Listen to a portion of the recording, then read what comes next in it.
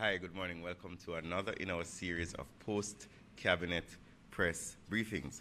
This morning we have a really packed schedule, but at first I want to welcome you, members of the public who are viewing, as well as our support team here at the Office of the Prime Minister, also the Jamaica Information Service, and the Public Broadcasting Corporation. We'll have three presentations this morning, one from Senator the Honorable Dr. Dana Morris Dixon, who is Minister without portfolio here at the Office of the Prime Minister in charge of digital transformation. We'll also have a presentation from the Honorable Fayval Williams, who is the Minister of Education and Youth, and then finally, Senator the Honorable Kamina Johnson-Smith, Minister of Foreign Affairs and Foreign Trade. Before we go into that, though, we would like to announce some cabinet decisions and board appointments. I'll start off with the Noel Holmes Hospital Management Committee. This board appointment is for the period effective February 12, 2024 to the 11th of February 2027, and it will be chaired by Mr. Donovan Hamilton and have members Mr. Derek Storr, Mr. Loralda Spence, Mr. Devon Brown, Mr. Mika Buckner, Mr. Hanif Moses, and Ms. Benita Carr. There are also ex officio members which comprise the Western Regional Health Authority, as well as a representative from the employees of the Noel Holmes Hospital. We also had the appointment of the Pharmacy Council of Jamaica. This was in the form of an addition of Mr. Mark Law as a member of the council, with effect from the 12th of February this year to the 10th of December 2026, when the board is set to expire. Also, the Southern Regional Health Authority Board was renewed for 3 years. This is being chaired by Mr. Wayne Chen and includes Mr. Dave Powell, Ms. Lauren Green Mason, Mr. Marcus Greenwood, Mr. Stafford Horton, Mr. Albert Williams, Mr. Winston Maraj, Mr. Omar Miller, Dr. Lloyd Reynolds, and Mr. Michael Stern. And also, as typical with health boards, it has ex officio members from the region, as well as a representative of the permanent secretary in the Ministry of Health and Wellness. The Board of Trustees for the Jamaica National Heritage Trust was also appointed for the period of the 12th of February 2024 to the 5th of December 2024, when the tenure of that board is expected to expire. And the additions to that board are Mr. Vivian Crawford as Deputy Chairman, as well as Dr. Shireen James Williamson and Mr. Andre Baugh. We now move to cabinet approvals. Cabinet gave approval to the Housing Agency of Jamaica to divest 3 parcels of land, 1 beachfront and 2 contiguous lots located in Hopewell, Hanover, at a cost of $850 million to LCH Developments Limited. And the HAJ will be allowed to retain the full proceeds of the sale in relation to the property, as well as the other 2 parcels. Also, Jamaica was approved to host the 52nd Global Fund Board meeting from the 19th to the 22nd of November 2024. In relation to contracts, Cabinet approved the award of a contract for the supply of equipment to upgrade the Nutanix hyperconverged infrastructure at eGov Jamaica Limited to facilitate the hosting of a correctional management system for the Department of Correctional Services. This contract was valued at $801,000, which is inclusive of the general consumption tax. And this was done to Info Exchange Limited. There was also the approval of a contract by the Jamaica Civil Aviation Authority for the provision of a new instrument landing system with distance measuring equipment to be deployed at the Norman Manley International Airport. And this is in keeping with the endorsement of the Public Procurement Commission, which recommended to Cabinet that the award be in the amount of $1.3 million to Intelcan Technosystems Limited. And finally, Cabinet approved the award of a contract for the supply and delivery of compressed natural gas fuel buses, that's 100, for the Jamaica Urban Transit Company, and this was endorsed by the Public Procurement Commission, and the award was for $18,900,000 US to Vans Motor Company Limited. And at this time, I would like to welcome Dr. Dana Morris Dixon, Senator, the Honorable Dr. Dana Morris Dixon. She will be addressing several matters related to her portfolio. She's Minister without portfolio with responsibility for digital transformation here at the Office of the Prime Minister. I'd also like to welcome Dr. Tanisha Ingleton, who is the Managing Director of Art NSTA Trust, right? And also Dr. Warren Vernon, who is Project Lead at NIDS. Also want to welcome members of the HEART team who are here in support of Dr. Morris Dixon. You are welcome.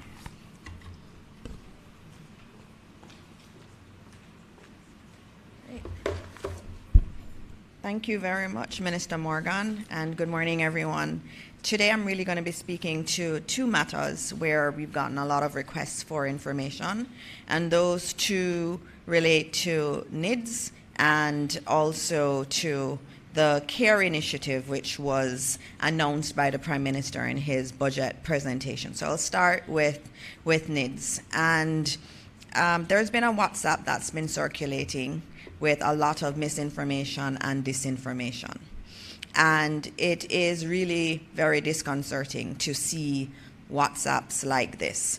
It speaks to a host of falsities about NIDS and the program, and they have to be dispelled.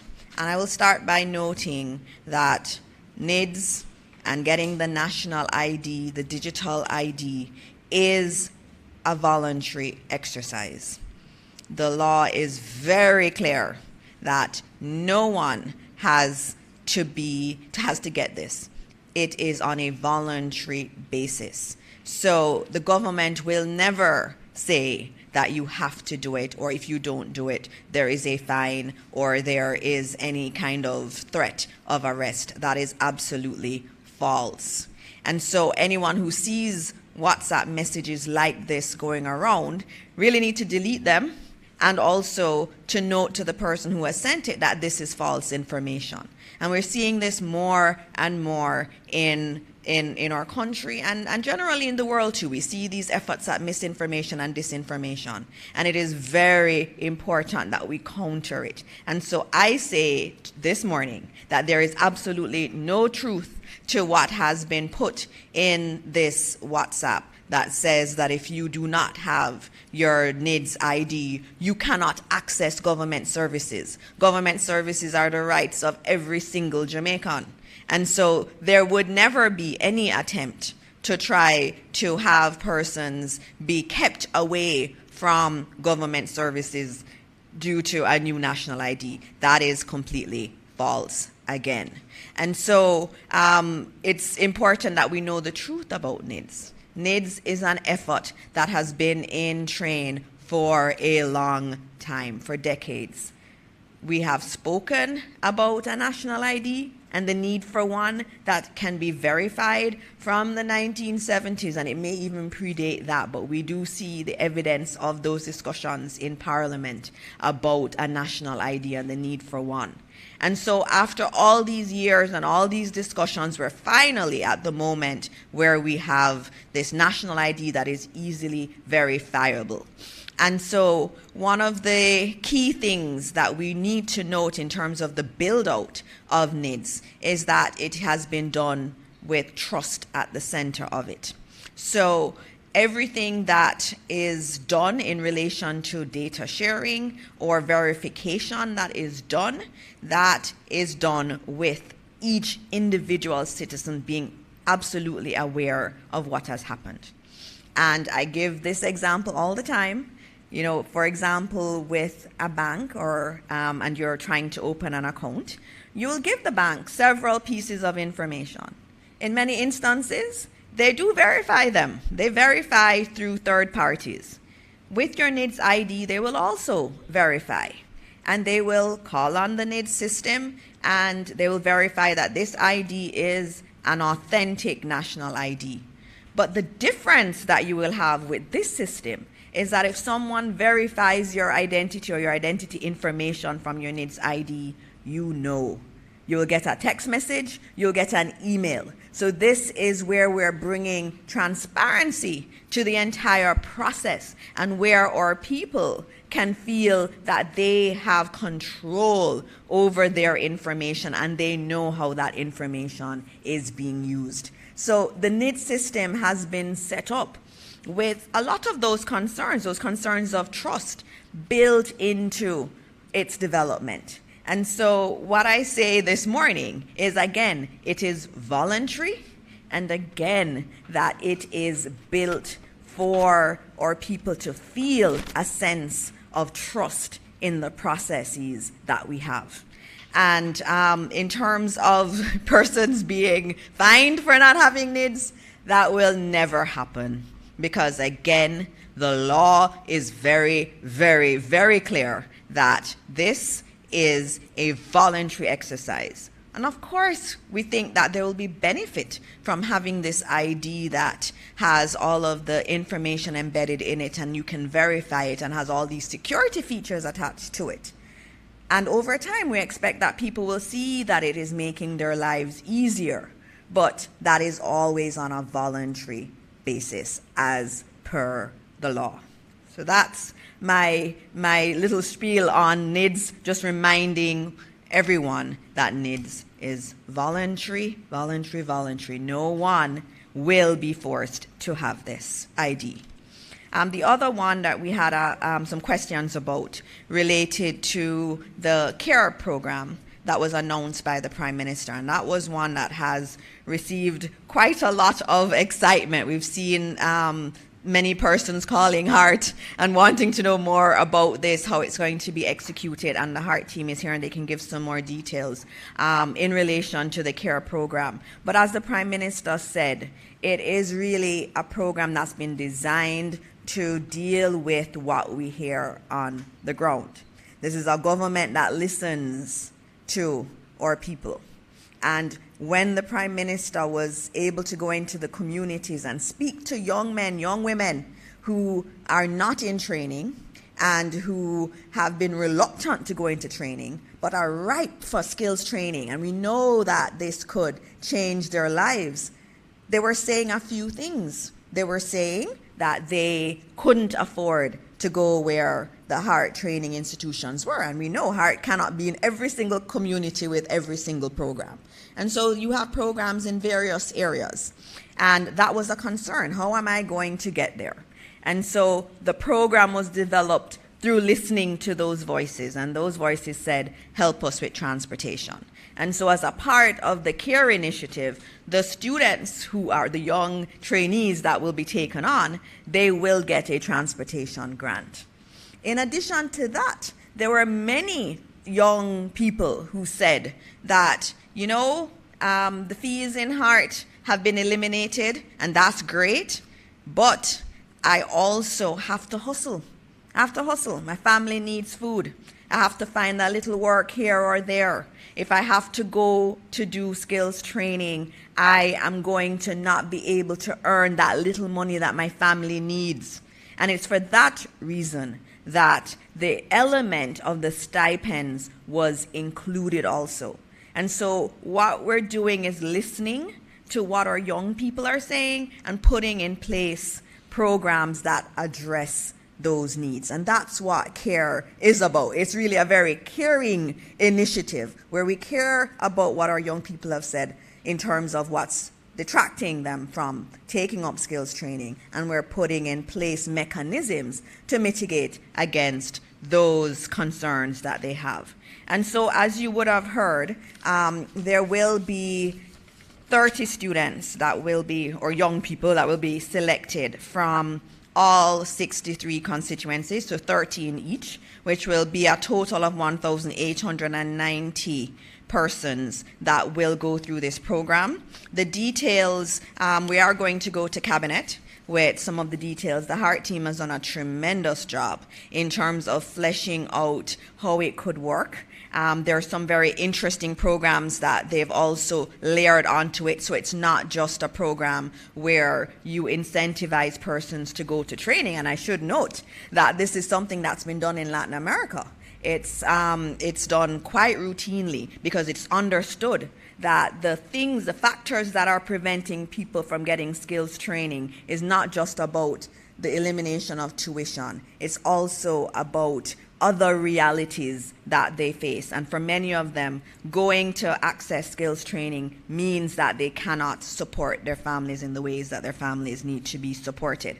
But we also understand that a lot of these young people are not really necessarily ready for skills training or work. And so there have to be other programs that are built into it. And so the HEART team has been working to look at how they can embed much more in terms of entrepreneurship into the program. We know our young people want to work for themselves. They want their own business. And psychosocial support is really important. The counseling is very important. In many instances, our young people, for no fault of theirs, have not been in an environment where they saw people who went to work on a regular basis, went to work every day and did that grind, or went through a skills training program.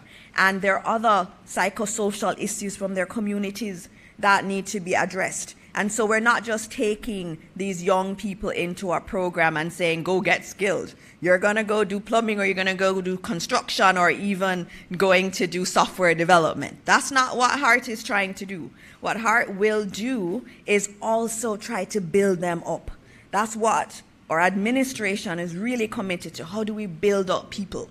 And so it's not just a cash for training program. It's also looking at the psychosocial elements that are really critical in terms of moving forward. Now, we will come with a lot more details on the program as we get the approvals in place and as we execute on it. But those are some of the general highlights of the program. And I know there are two other ministers who have a lot to say, so I'm going to stop there, Minister Morgan, and give the others a chance to go or take any questions if there are any questions. Minister?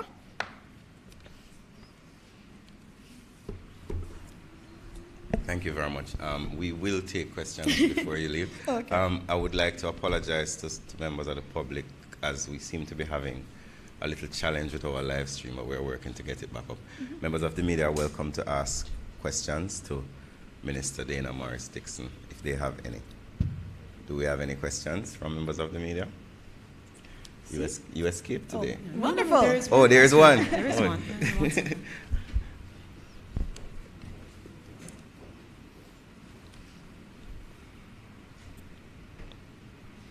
Good morning, everyone. My name is Simone Absalom Gale, and I'm from the Public Broadcasting Corporation of Jamaica, PBCJ.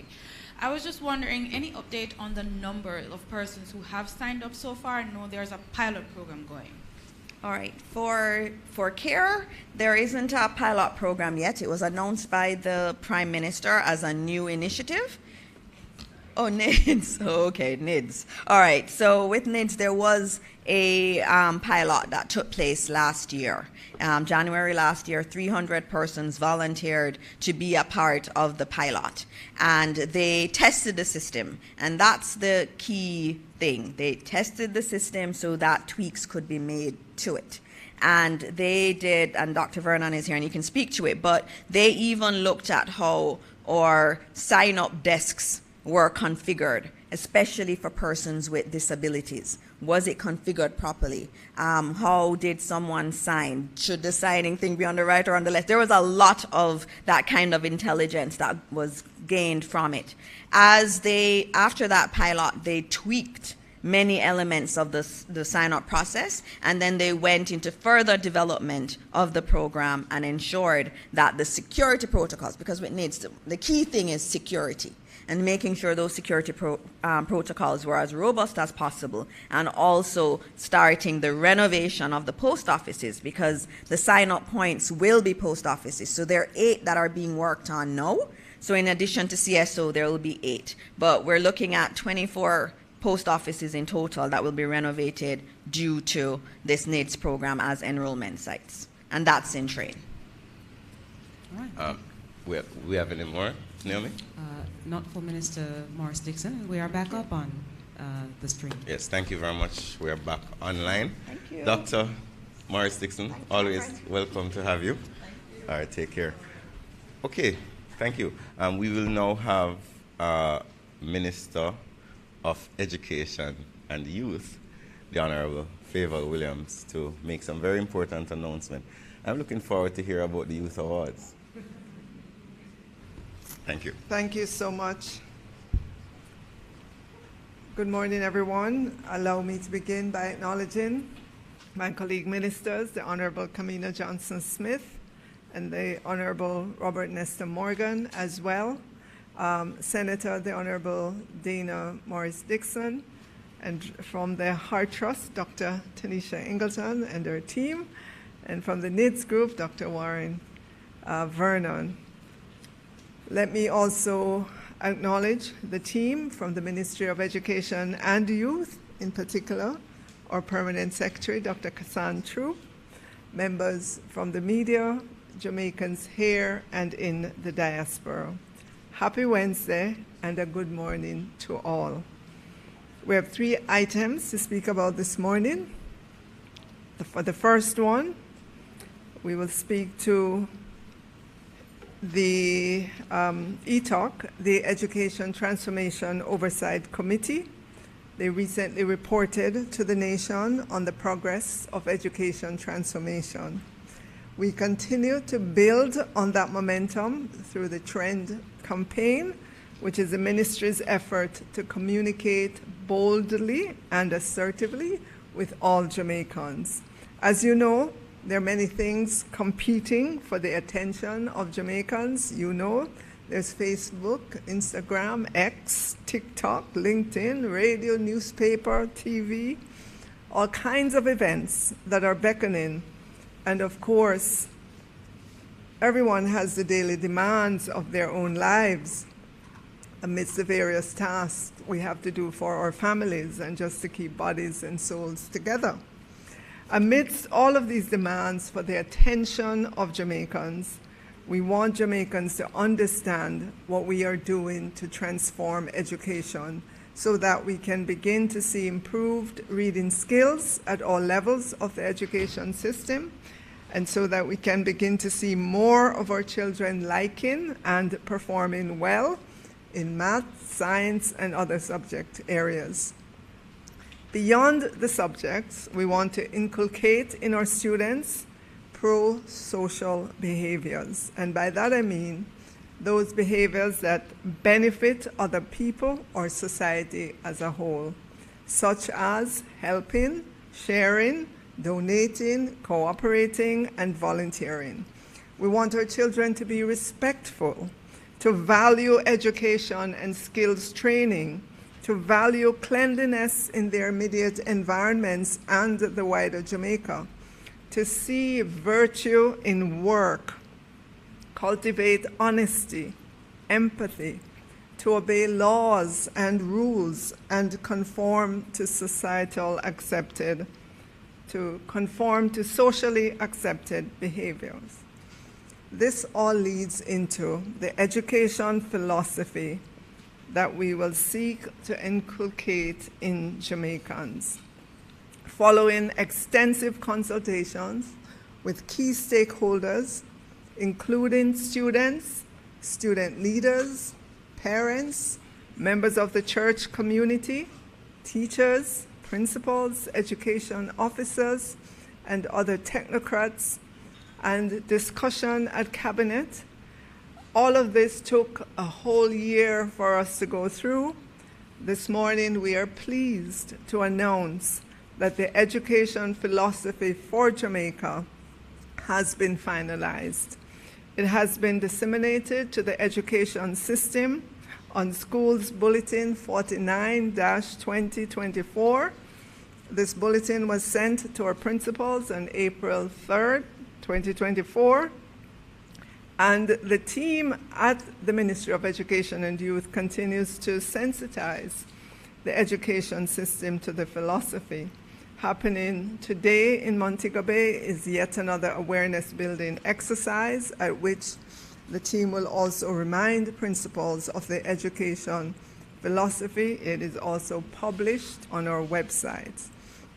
And just so Jamaicans are aware, the Schools Bulletin is the ministry's official communication channel to our principals, on whom we depend to further disseminate information that they receive in the schools bulletins to teachers and staff. We also are depending on our principals and teachers to bring the philosophy alive in the school communities via devotions, discussions, and other activities. This morning, a recommendation of the Jamaica Education Transformation Commission Report 2021, also known as the Orlando Patterson Report, is that we widely promote an education philosophy which sees learning as a collaborative interaction between teachers, students, and the curriculum, and pursue efforts to ensure widespread acceptance. Let me pause to invite Omari and Leanna from Mona High School. They will read the education philosophy this morning for us.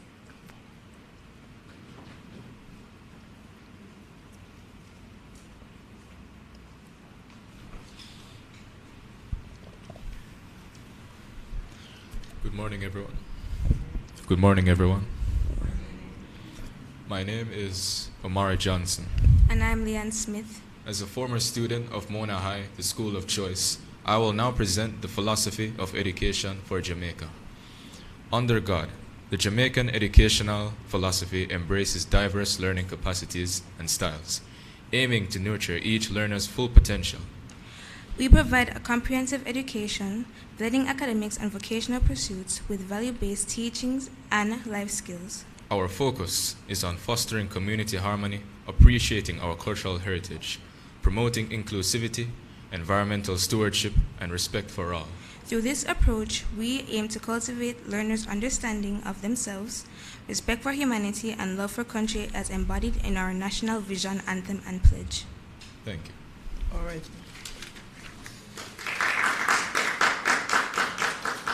Thank you so much.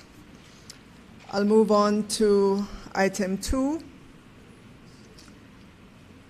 The second item speaks to the continued efforts by the team from the Ministry of Education and Youth, including our teachers. The commitment, expertise, and passion are undoubtedly on demonstration as we celebrate Math Week all week long this week.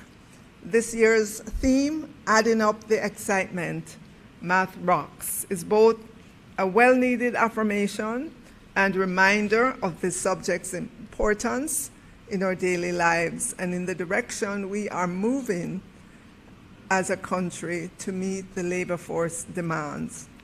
On Monday, the National Mathematics team collaborated with the University of the West Indies Mathematics Department to host our first joint awards ceremony celebrating excellence in mathematics. I also extend congratulations to the teachers and note that these teachers would be responsible for 2,200 students from 101 primary and preparatory schools entering the qualifying rounds of the junior competition of the Jamaica Mathematics Olympiad, and the approximately 480 students from 29 high schools who entered the senior competition. The final round of the junior competition saw 988 students sitting the exams, of which 62 were recognized for their achievements. For the senior competition, recognition was given to 50 top performers from grades 7 to 11. We applaud all initiatives that aim at improving the math scores of our students. And we want to recognize the top 3 math teachers for the year. First, second, and third places, all those teachers came from our primary schools. In first place, Ms. Kamika Ingram from Green Pond Primary School. Second place, Yanika Pitt from Mount Nebo Primary School.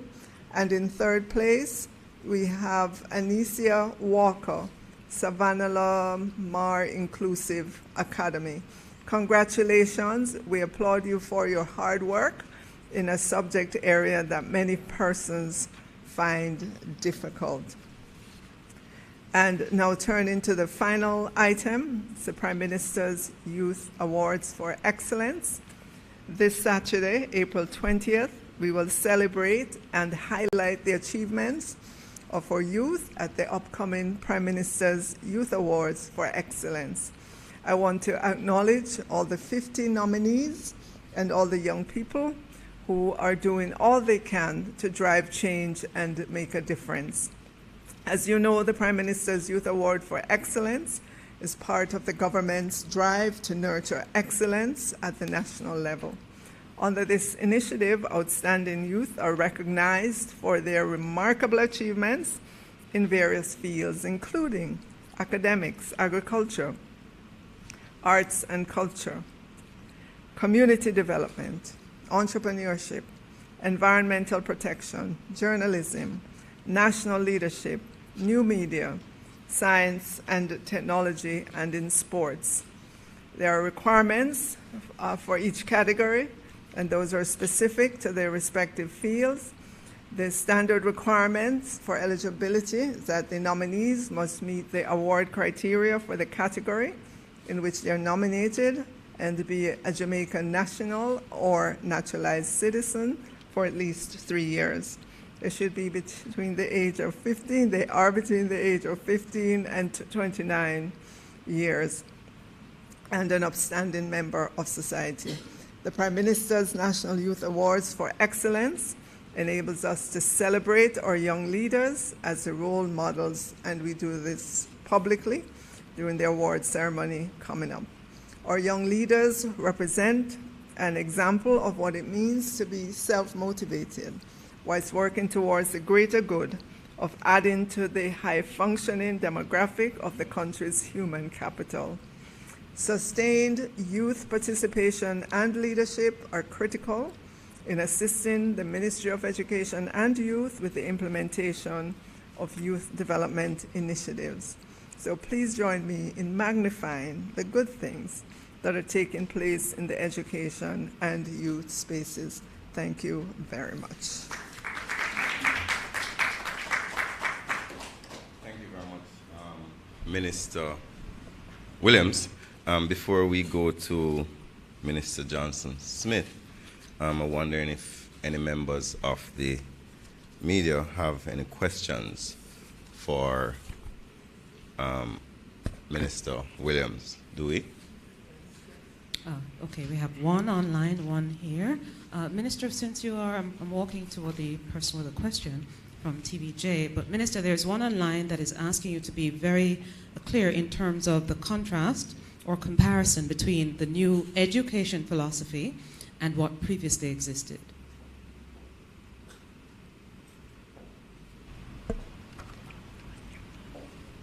Dr. Troop? Dr. Troop, I'm going to have Dr. Troop speak to that. Come over here, Dr. Troop. Because as I mentioned, we spent a whole year. Yes. Good morning, everyone. Dr. Troop, go ahead. So, the Ministry of Education is transforming, and as we transform, we have to reflect on how we view our learners, how we view the players in education. Where we're coming from, the system was built on constructivism, cognitive perspectives. We have Robert Bandura guiding some of our philosophy. We have Pavlov guiding some of what we do in the classroom. Over the years, we have had to reflect. What do these theorists say about learning? And what do we believe as a country? And what do we want for our people? And so we went back as a ministry because predominantly we supported the behaviorist perspective. We look at things that are good and we cherish them and we laud them and we put good things out there and we expect that students will comply. And that's how we have been pouring in our teachers and pouring in our students. That's how we have been prepared as teachers in our colleges. Predominantly, what do we bring to the process?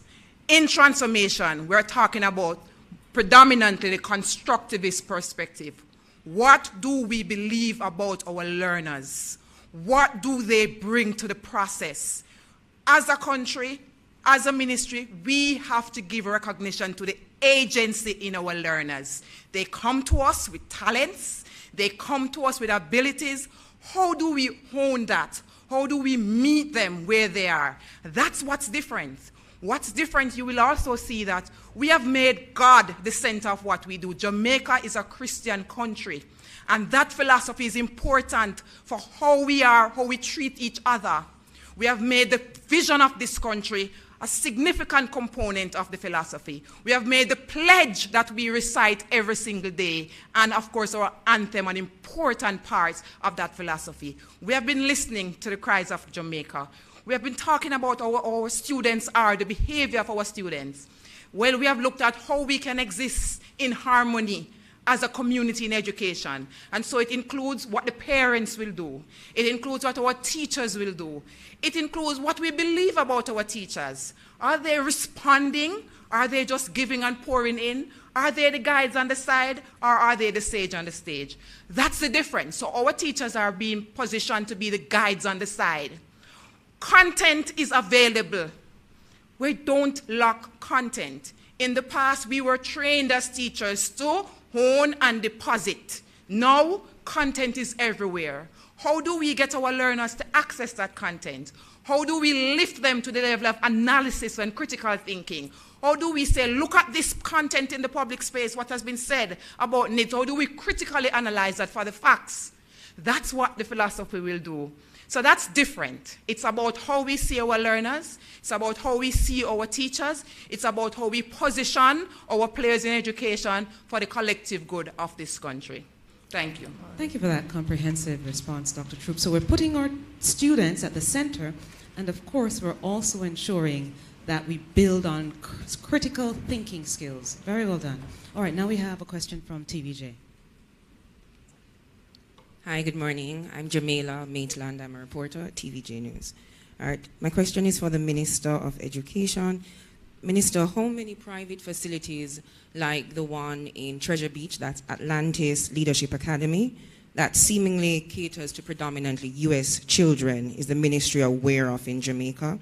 And I have one more. In light of the allegations there, has there been any revision to how the ministry engages these private institutions, whether new or existing?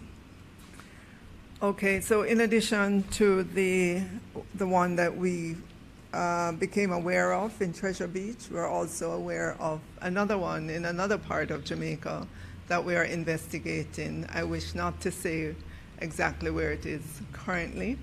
Of course, as you know, any educational institution offering services to our children must be registered with the Ministry of Education and Youth. We have a whole department set up for that.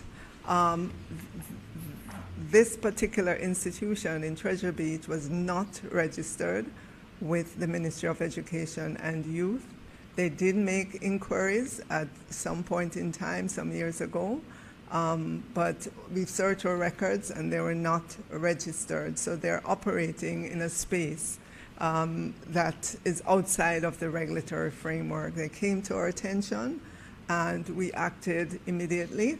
And as you know, as reported in the press, an investigation is happening right now. The children who were there were taken by the CPFSA. Some of them have already been returned to their parents or other institutions in the U.S. And we continue to monitor and provide for the ones that are still here as they go through the process. Thank you very much. Yeah. Just a follow-up to that question, Minister. As it relates to the other institution, may I ask if that one was also registered as well? That one is registered. Just two more questions. As it relates to teacher retention right now, I want to ask, what's the status for guidance counselors? I know there was one institution in St. Catherine, I think it was Independence Primary, that was crying out for another guidance counselor, or at least 2 more. May I ask if you could just provide a status on that, and also shadows for schools with behavioral issues? Right, so an additional guidance counselor was provided for Independence Primary School. With regards to shadows, which are those individuals who are with a special needs student in our schools, it could be an activity that requires them to be with the child to and from school. It could be an activity in classroom where somebody is required to read to the child so that they can comprehend and give questions and so on. There are a range of activities provided by what we call shadows. We have at least 400 of them in the system currently that are paid for by the Ministry of Education and Youth. And I want to say, when we look at our requests for shadows still, we have over 300 requests still for shadows. So there is still a gap that we need to fill. It is an important offering of the education system for children with special needs. Minister, if you could stay there, just 2 more questions online that I'm seeing. One person is asking, with the new school philosophy, is there a more broader, comprehensive look at the school plan as opposed to looking at the curriculum, the school plan, meaning that is there a move to address the physical plan, the layout of classrooms, etc.? Right, so coming out of the Orlando Patterson-led report, one of the big pillars of transformation is infrastructure and technology. And yes, we have to not only repair the existing plant, ensuring that those critical repairs are done, but we have to look differently at how our schools are configured, what is the material that we use to build them, because just this morning listening to the news, I'm learning that the temperatures are going to be even hotter than we experienced last year. So there's a lot to be done in our schools with regards to the physical infrastructure that we have to take on. We've started already in our thinking in terms of describing just the new format for schools, that they have to incorporate different things into them as we go forward. I just want to say, given the size of the education sector, because when you look, we have 1,009 primary and secondary schools across Jamaica. I don't think Jamaicans realize the quantum of what we're dealing with. It's going to take us some time to get all those schools retrofitted or rebuilt in order to incorporate the new environment in which we're operating going forward. Thank you, Minister. And the person did say that they were alluding to the heat in particular. They just had a follow-up, and I'll ask the follow-up, and the other question, that is the final question I'm seeing.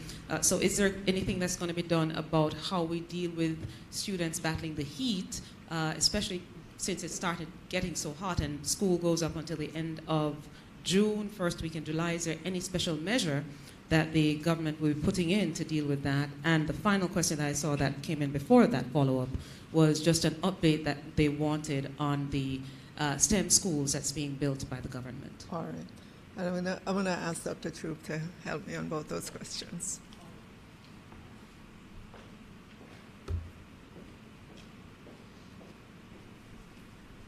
Okay, so with respect to the plans for the heat, so currently the technical team is building out what we call, or updating what we call, our water resiliency plan. So we know there is a water challenge, and coming out of COVID, we have some learning opportunities there, and that we are building on. So we have a network of what's happening in our schools, which are the schools getting piped water, tanks, needing upgrades, repairs. We have a cadre of private providers who will deliver water to our schools if it is that there's a challenge in our schools. We measure the storage capacity of the storage facilities in our schools and how long they will be able to last. And so we put a rhythm in place to respond to the needs of our school with respect to water. As we look at the physical infrastructure, as Minister said, this will be an ongoing effort. And if you look at the transformation report, predominantly the cost that was estimated for the 8 years program, 2/3 of that has to do with the infrastructure improvement in our schools. So we have to look at how we retrofit the spaces. But interestingly, as we are going through the conversations with our students, we actually had a series of interviews with our students, and we talk about what do you want for your learning space, and we talk to the principals about what do you want for your learning space. Our principals will interestingly say, we need classroom, we need to build big structures. And our students repeatedly say to us, we want to be outside. We want to be free, we want to play, we want to move. So some of the things that we have built in as we are building out and upgrading our school is to talk about the breaks, small stretches, being outside, giving the children breathing time. We have water days in our schools now, we have fruit days in our schools. And as we are doing those small things, we are looking at how we are retrofitting our new buildings to be climate smart. That's a new technology going into our new schools. We have consultants now working with us to look at the design of these new schools, and it won't be limited to the new schools. What we are looking at, when we get this design that is climate friendly, that will be the guide to use for the upgrade of our existing schools. So we're not leaving them behind. So the new learning will be used to guide how we improve our current infrastructure. But we do small steps now. So we're asking our teachers to get the students out, give them their breaks, open the window, let the children move. They have been asking for this. And it's not going to be an overnight fix to retrofit. It's a phased process. This year, in the new budget, we have $2 billion committed to capital infrastructure, and we are going to move expeditiously. We didn't spend all we got last year, but the good part of that is that those schools are shovel ready, and so we are moving quickly to get those in place. We did very well at the maintenance program last year. We invested $210 million right across the 7 regions, and I can proudly report that our regional building officers did exceptionally well this year. All the schools that were down to be retrofitted, upgraded, maintained, they were all supported on the ground. So we are making small steps, but bigger plans are coming as we get climate friendly, given the new demands. Thank you. Mm-hmm.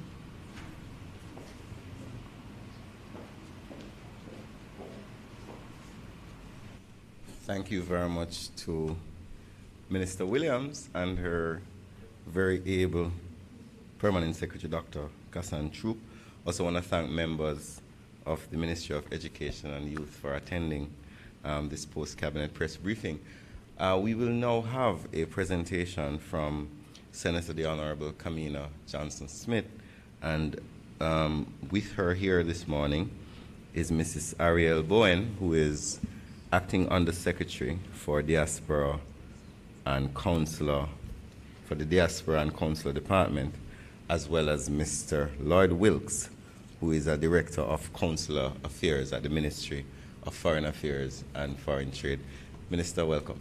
Thank you very much, Minister, and I greet my colleague ministers, representatives of other ministries, departments, and agencies, members of the media, and everyone who is joining us online. Good morning to you. I am hoping to, I know we don't have a lot of time, so I will try, but I was hoping to deal with 3 matters today. One, to update the public on our ongoing preparations for the 10th Biennial Diaspora Conference to be held in June 16 to 19 in Montego Bay of this year. An update on the formation of Haiti's Transitional Presidential Council, which I spoke on the last time I was here, and some questions had been raised about the the implementation of full free movement in CARICOM. The original date had been set for March 31. I know persons were asking, well, what's happening with that? I was hoping to say a few words on that as well. Thank you for my team members who are here with me as well. And I will just launch into the biennial Jamaica Diaspora Conference. Again, you would recall that the conference theme for this year is United for Jamaica's transformation, fostering peace, productivity, and youth empowerment. And we're very pleased that our conference chairperson is Courtney Campbell, the CEO of Victoria Mutual, one of our 3 legacy partners.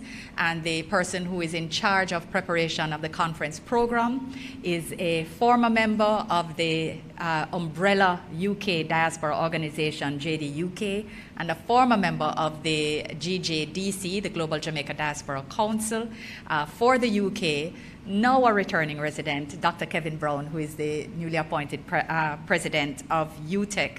So we are very proud of the amazing partnerships that we have in place and that have been fostered as part of our diaspora engagement, which has crossed administrations for 20 years in its formal format. The goal of the conference, of course, is to facilitate broader idea exchange, leveraging diaspora insights for actionable solutions, and forging strategic partnerships beneficial to both Jamaica and our diaspora. And the conference also serves as a critical tool to inform local policies and development strategies through collaborative solutions, which culminate in concrete actions and post-conference action plans for implementation. So what this means is through our conferences, which are held every 2 years, more Jamaicans with more ideas, more talents, and more resources come to the table for us to work together. And this year under the theme United for Jamaica's Transformation, with a focus on the 3 pillars also named. So we are anticipating welcoming a good group of persons from far and wide across the diaspora, because now we're engaging with our members in continental Europe, Latin America and the Caribbean, and as far away as Asia, Africa, and the Middle East, as well as our traditional families from the USA, Canada, and the UK. The global and regional launches are now underway. Our global launch took place on the 4th. We had a record 3,000 persons joining us online, so you must know the excitement level is high, and there was standing room only in our Kingston Hall down at the ministry. Minister Terlong is now also overseas participating in our virtual satellite launches. So he launched in the UK on the 15th, continental Europe on the 16th, and he is heading to Miami tomorrow for the Florida launch. And I have to say, again, the launches have had high turnout, and we note in particular the positive turnout for the continental Europe exercise, because that is one of our newer diaspora locations, so the networks are really very young, and when people turn out, you know it's a positive sign that people are excited. So I'm delighted to share that preparations are progressing very smoothly. 80% of our booths are booked out, and we have our GK Group, JN Group, VM Group, National Bakery, Digicel, Island Car Rental, Jamaica Tourist Board, Blue Maho Capital, Pinnacle Developments, NHT, JMMB, Stock Exchange, Student Loan, the Convention Center, which is giving us a very tiny discount, Ibero Star Hotel, Ocean 10 Hotels, and we are endorsed by the Jamaica Umbrella Group of Churches. So Hart is going to say, oh, that's wonderful, Hart, welcome. And I'll use the opportunity to say that you can come to our website, mfaftja.gov.jm. There is a banner that has a QR code, and there's also a link so you can enter the registration portal, and you can also find out more information on the prospectus. How can you participate? How can you get a booth if you're able to get in quickly enough? The website itself is diasporaconferenceja.eventbrite.com, but of course the easier way is at the ministry website, because that's a Google and a click away. But I would like to just invite Mrs. Bowen to share a bit more about the preparations and the content of the conference, to share a little bit more with you on that side of our activities. Please, Mrs. Bowen. Thank you, Minister, and good morning, everyone. So, Minister, I'm feeling the excitement that you are, bringing across to the audience here this morning. And I would just want to say, in terms of the program that is being planned, things are going well. We started quite a few months back, and this has involved a very consultative process. So, of course, the Global Jamaica Diaspora Councils, both the Senior Council and the Youth Council, who are basically in the communities overseas, who are able to share with us what the diaspora is asking for. They've been a critical part of the initial discussions.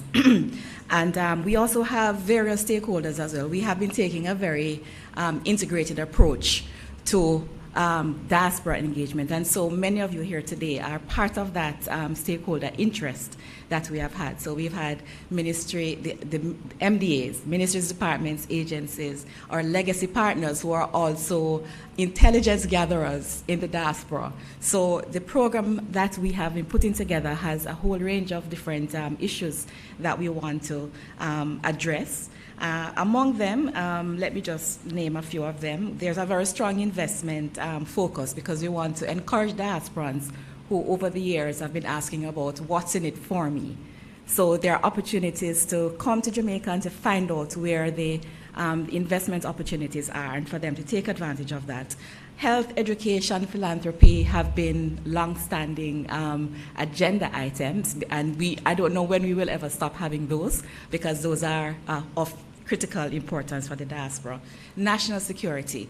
We know the diaspora want to share ideas about solutions for our security issues, and so we have that on the agenda. We also want to, because of the focus on the diaspora, we want to also be able to discuss some of the challenges that the diaspora is having in their communities. If it's immigration, for example, maybe you're a new immigrant and you're facing challenges. How can we in Jamaica help you to overcome those challenges, as well as persons in the diaspora who may have experiences and want to share them as well. So we also have the issue of constitutional reform.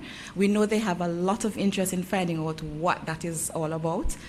It's a broader issue, which of course will also address the matter of Jamaica moving away towards a republic. So those will be addressed. Youth empowerment, as the theme suggests, is a big issue as well, and so that will be a part of the discussion. And you know, Minister mentioned about having a former member of the diaspora, Dr. Kevin Brown, who is the president of UTEC, who is now here, having returned, and he is helping us to put together that program.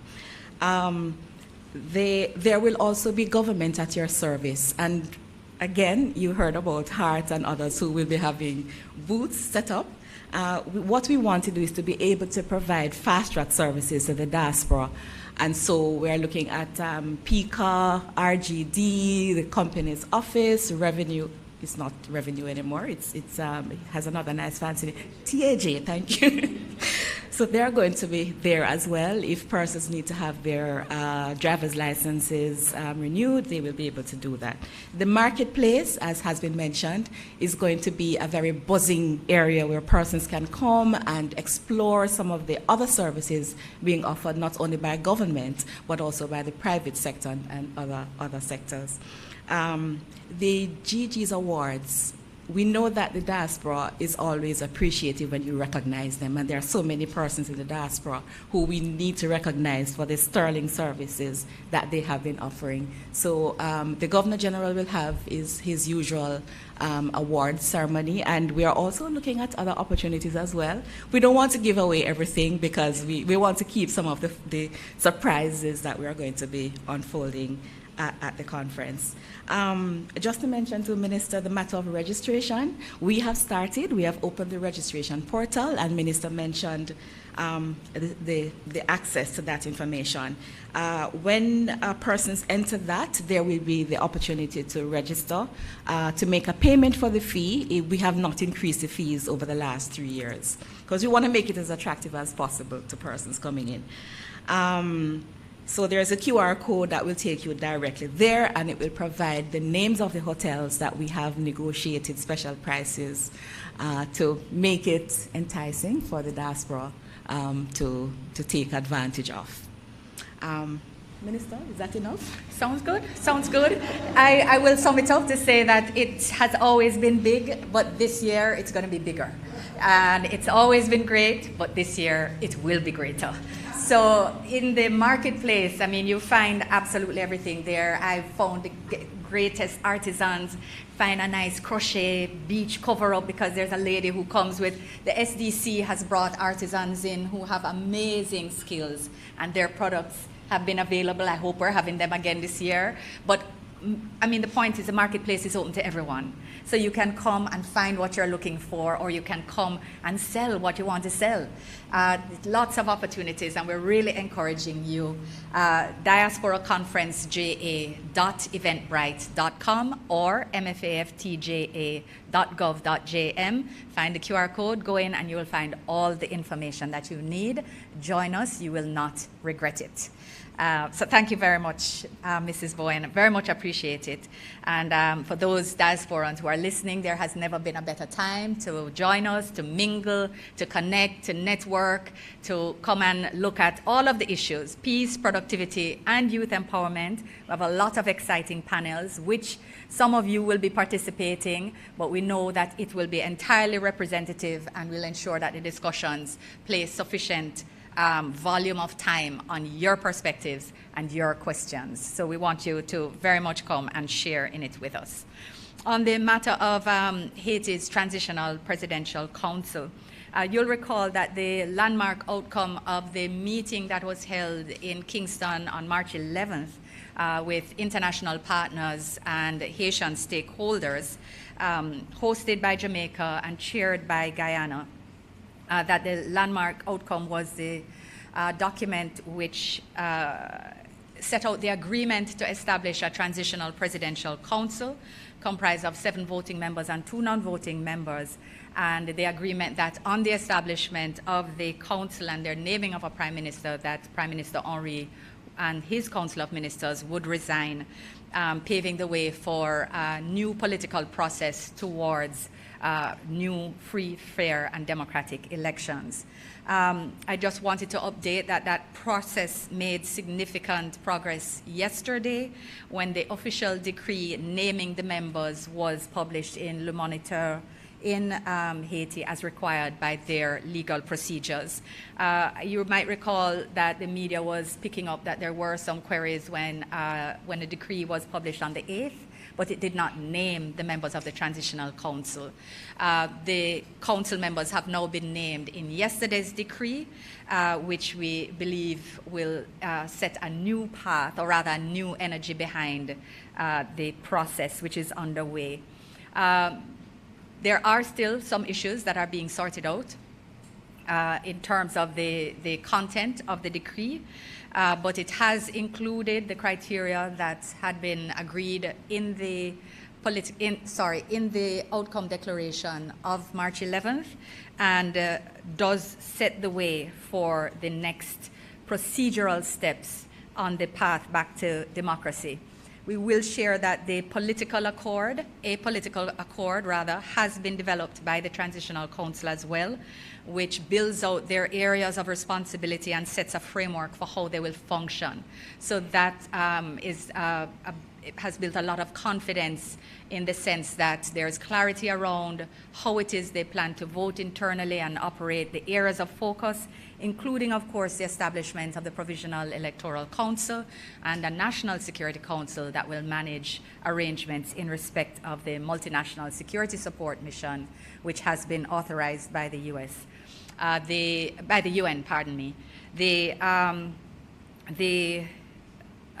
partners continue to meet. The US, of course, has been the primary proponent of funding for the MSS, but we continue to encourage all members of the international community to provide support, even as they are providing support to other conflicts across the world. And we also continue to thank Kenya for their willingness to lead the initiative. And you would have picked up in the media as well, President Ruto and his government have welcomed the naming of the Transitional Council and are looking forward to engaging to help, as Jamaica and CARICOM is committed to, in the support of the HNP. So again, I remind, this is is not an intervention. It is not a military intervention. It is not a takeover. It is a provision of necessary and practical support to a national police force that is outgunned and outmanned in the face of criminal gangs. So again, I know sometimes there's very emotional language used around the MSS, but it is not an intervention. It is a support mission, and it is intended to ensure that the lack of numbers, that there are more numbers on the ground, and that we compensate for some of the other deficiencies even as we train. And I can also just confirm that the training here is going well.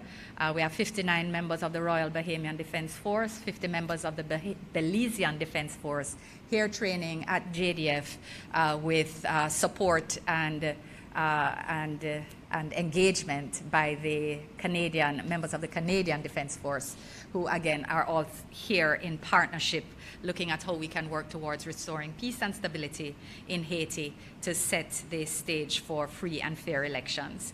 On the matter of full free movement in CARICOM, we will note, as has been been recognized in the public domain, that a decision of heads last year in July 2023 had sought to move towards full free movement by March 31st of this year.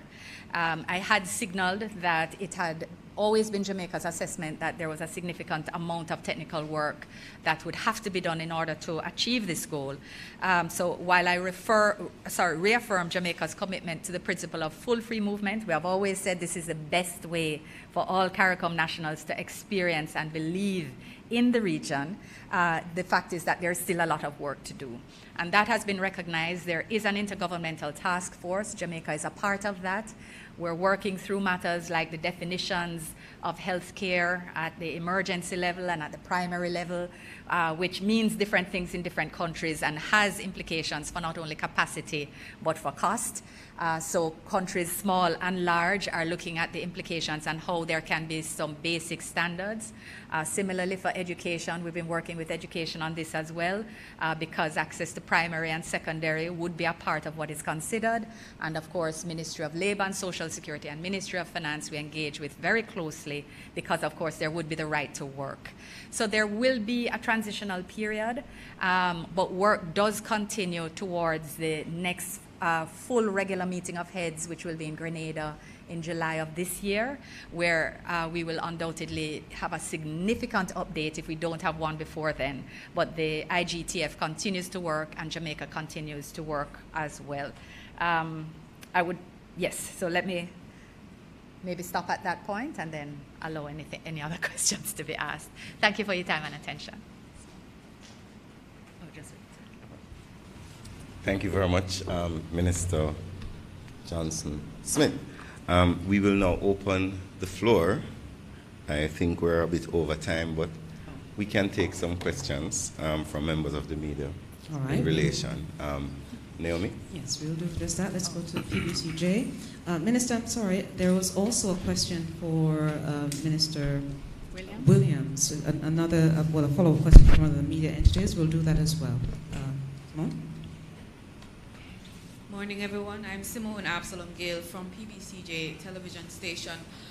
In regards to free movement within the region, I was wondering if discussions are being had with the telecommunication entities and banking, because that seemed to be an issue with persons who are working, who are, say, customers of certain banks. They're not able to access funds as freely, and say persons who are customers of Flow or Digital, is there some kind of communication where that is concerned, where persons can retain their numbers or stuff like that?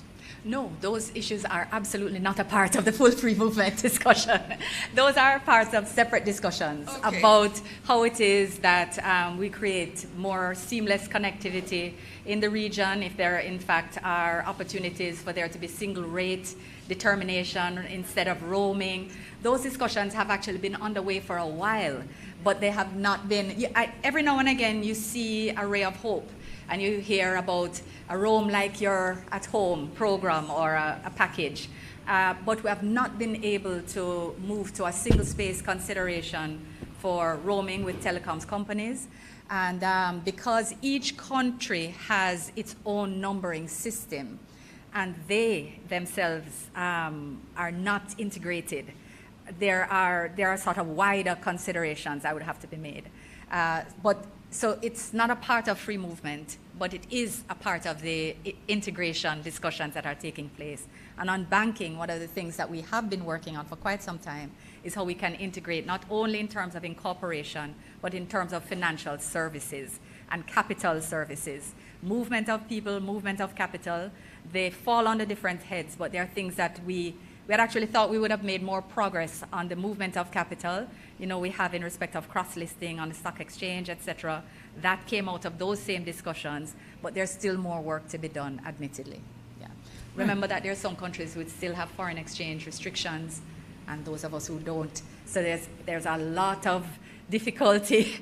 Let me not say difficulty, but there are a lot of technical issues that have to be worked through to create what you would, the optimal levels of integration. Yeah. All right. Thank you so much, Minister. Really appreciate it. Our next question. Morning, Minister. Jamaica again from TVJ. Is the ministry aware of any Jamaicans in Haitian police custody? And can you say how many?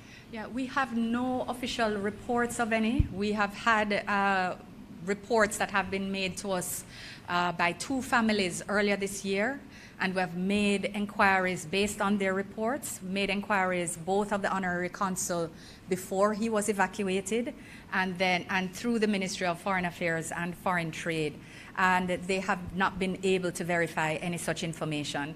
So we know that there are, that the families have said that they have been told by people who went to Haiti and came back to their communities that those people are there, but we are unable to confirm any such information at all. So we have continued to make inquiries as best as possible, and I would like to think that as institutional strength returns to Haiti, that we will have better information available to us, but we have not given up, but I cannot say that we have confirmed at all.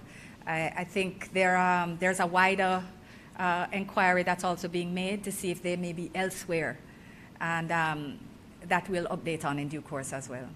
Just a follow-up, Minister. To what extent, when Jamaicans are in custody elsewhere, does it trigger any systems here? Is it that the police there would speak to us, or we would ask? They should report through their Ministry of Foreign Affairs. They should report either to the consulate, who would report to headquarters, to us here. That is how it should work. I asked because in September last year, there was a police report that said 12 Jamaicans are in Haitian custody. So I wondered whether or not those 12 Jamaicans have been released, or is the ministry aware of those 12 Jamaicans? I don't have that report, but we can make inquiries. We can make further inquiries. If you can share it with us. I know when an inquiry was made recently, I asked if they could, if the media house could share the information, so we could ask, because if we don't have it, we can't make inquiries. And things are difficult there from an informational perspective. And I have a follow-up.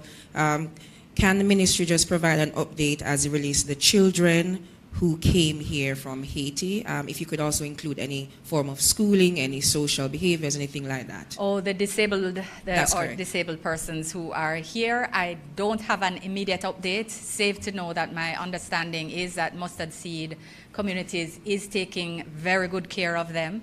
The conditions that had been established on their entry did request that they ensure that all obligations in respect of what is normally required for care and custody of children would be undertaken. You know that Mustard Seed, even before they received these Haitian persons with disabilities, because I understand there are a couple adults, which is why I don't use the term children, but they are unable to care for themselves.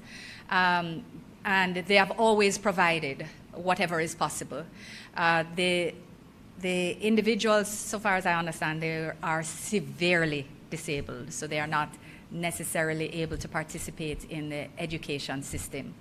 And the issue for them is more about physical care and mental well-being. So I know that the Mustard Seed Communities has made a call for, you know, any persons who wish to support, to provide, you know, food, but, you know, like ensure easily digestible items, etc. Because again, we're speaking about persons who are severely disabled and have therefore require very specialized care and dietary support. So, yeah. Thank you, Minister. I know it's 10:15. I just want to, I had actually omitted, the journalist had sent this through as well for the CEO in Ministry of Education. One, I believe there was not a response to the update on the STEM schools being built by the government, so they'd like that. But also, the question is, can the CEO respond to give us an update on the Stairtown Academy disciplinary hearing, which will take place today?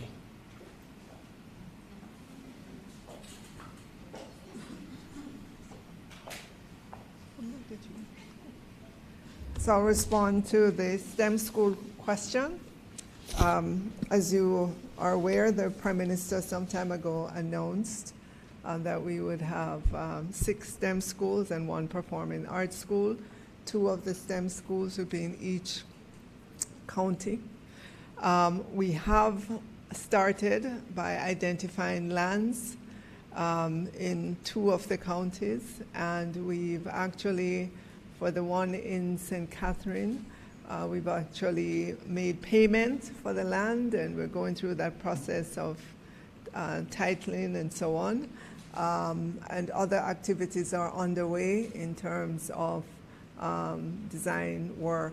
With regards to the other area that has been identified in St. Anne, we are in the early stages of speaking with the owners of those lands and getting the necessary approvals for them. But other work is going on in terms of building out an implementation team, because for that one we're working with the World Bank in terms of the provision of financing and some technical expertise as well. With regards to Stairtown Academy, I'll ask the PS. Okay, with respect to Stairtown Academy, I know I've seen articles in the media. We're aware that we had some breaches concerning our external exams.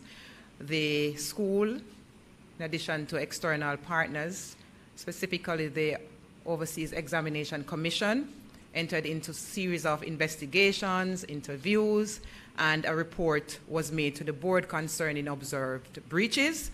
And so it is the responsibility of the board to conduct its hearing and to provide the outcome of that.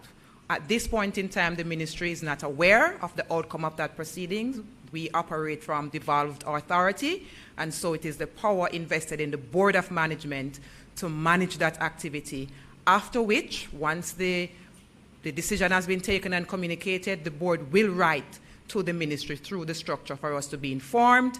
And of course, there are consequential proceedings depending on what the outcomes are that will take place from there. But at this point in time, we give way to the board to do its work. Thank you so much, PS Dr. Kassan Troop, and Minister, thank you so much. There are no further questions I'm seeing either online or on the floor at this time, Minister. Thank you very much, Naomi, and thank you to Dr. Dana Morris-Dixon and her team from the Ministry, the Office of the Prime Minister, Digital Transformation Area, Dr. Ingleton, Dr. Vernon, and your team. Thank you very much. Also, thanks to Minister Williams, her Permanent Secretary, Dr. Kassan Troop, and her team for being here with us, as well as Senator the Honorable Kamina Johnson-Smith and her team from the Ministry of Foreign Affairs and Trade.